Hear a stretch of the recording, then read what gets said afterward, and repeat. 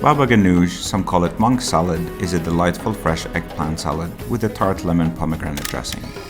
You can bake your eggplants or simply roast them on a flame for a charred flavor.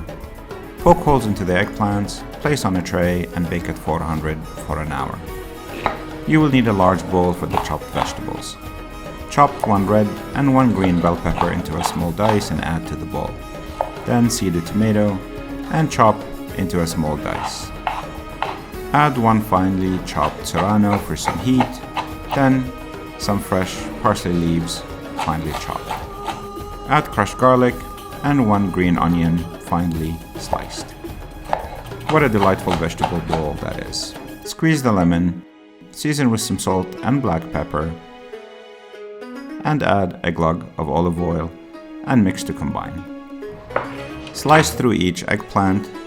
Using a spoon, scoop out the flesh and place in a sieve. You want to drain as much of the liquid as possible. Add the eggplants to the chopped vegetables and mix. Adjust seasoning if needed. Plate the mixture in your serving dish, top with olive oil, pomegranate molasses, and sprinkle the pomegranate seeds. This is one fresh salad you will absolutely love.